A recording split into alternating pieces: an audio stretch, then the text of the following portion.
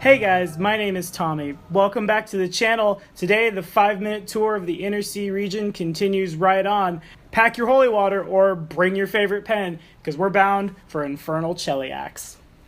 So like we covered last week, Cheliax was founded as a western province of the Taldan Empire in 3007 AR. It remained a part of the Taldan Empire until Qadira invaded Taldor.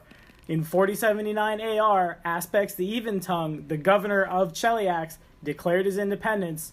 Aspects knew that Taldor couldn't fight a war on two fronts. With Taldor's military pulled back to fight the Qadirian invasion, Aspects incorporated the territories of Galt and Isger by force and Andoran by diplomacy, what would become the Even-Tongue conquest. Over the next 600 years, Cheliax established itself as a major power in Avestan, even going so far as to besiege the Isle of Absalom.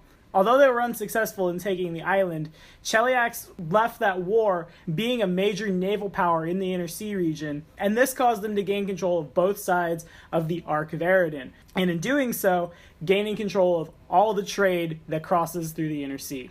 These guys would also go on to found the colony of Sargava in southern Garund, and the colony of Anchor's End on Arcadia. Cheliax's defeat at Absalom did nothing to slow down the nation's momentum at all. In 4305 AR, King Haliad III launched the Everwar, and over the following century, the Empire conquered what is now Multhun, near Mathis, parts of the hold of Belkzen, Nidal, and Varesia. At the time, Cheliax's military ambitions were backed by the Starfall Doctrine. The prophecy that stated that the god Eridan would reappear in Cheliax in 4606 AR and lead humanity to a new age with Cheliax at the helm. Of course, as the rest of us Pathfinder lore nerds already know, in 4606 AR, Eridan dies. With Eridan's death comes the death of the Chelish Empire. The current king, Gaspadar, lost control of the empire, and the whole thing falls into a grand civil war. During this time, Multhun takes its opportunity, and in 4632 AR, they declare independence. The Chelish Civil War went on for decades. Brother killed brother, little tyrants would spring up just to be torn down again.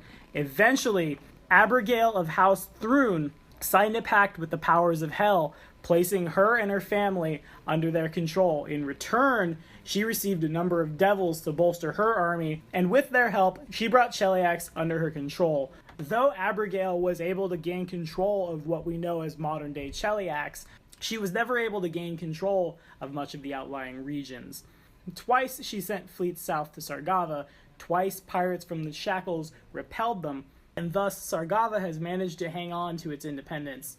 One of the new government's first acts, and the thing they are most infamous for now, present day, is the act of establishing diabolism and the worship of Asmodeus as the official state religion of Cheliax. A lot of people, and rightly so, can't stomach devil worship, and this led the people of Andoran and Galt both to rebel and establish their own independent nations. Of course, the crown could have just swarmed over these provinces and beat the doctrines of Asmodeus into their heads. However, they let it slide. At this time, the Chelish are more content to focus on the profitable colony of Anchor's End.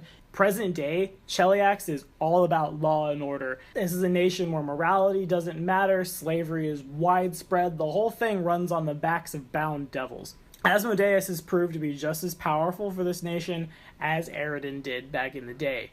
In Cheliax, most of the people in power believe that everybody's going to burn in hell at the end anyway. It's just a matter of time and calculated conquest. So they believe, while they're mortal, doing whatever they can, however they can do it, to achieve power is perfectly justified. Cheliax is a nation where freedom of speech, freedom of press do not exist. If even the slightest inkling of dissent reaches those in power, the Hell Knights, Cheliax's military force, are more than ready to break down your door and drag you off to be punished for your dissent. This nation remembers its civil war very well and will do whatever it takes to make sure it does not go back there. On the other side of that coin, Queen Abigail II, the current ruler, permits the common man to worship whatever god they want, so long as Asmodeus stays foremost in the people's hearts. This is considered to be a generous allowance by the Prince of Hell himself. Of course, he knows that once they sign the contract, he's good, and what they do in life ceases to matter. So what are we doing here with our adventurers? I'm pretty sure all 9 alignments can find a pretty strong motivation to be in Cheliax. Just off the top of my head, the lawful good guy has come to Cheliax to fight devils, the neutral good guy has come to help the people, the chaotic good guy has come to overthrow the government. The lawful neutral and the lawful evil guys both joined the Hell Knights, trying to work their way into the Chelish hierarchy. The true neutral guy has finally decided to not be true neutral because he's seen the people suffer under the lash of Asmodeus, / the true neutral guy has decided that he wants to make people suffer under the lash of Asmodeus. The chaotic neutral guy is a mercenary who's just in this for the money, and the neutral evil / chaotic evil players, they don't care. They just get to kill stuff. No matter what kind of players you're trying to please, Cheliax has what you need. Just sign here. In terms of combat, Cheliax by far is the region where we are going to encounter the most numerous amounts of devils. No other place in the Inner Sea can compete with the summoners and warlocks of Cheliax when it comes to conjuring all these dark forces.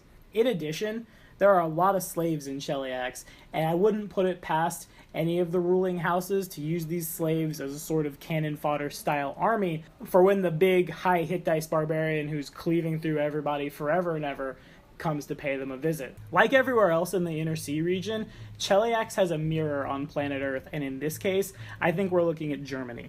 Cheliax was once colonized by Taldor before rising up as an independent nation, much as Germany was once part of the Roman Empire before it fell apart. Its path of expansion before Eridan's death can be likened to Frederick Barbarossa and the Holy Roman Empire, and its present-day civil war, followed up by an evil government, can be likened to the German Revolution of 1918-1919 and the rise of the Nazi Party.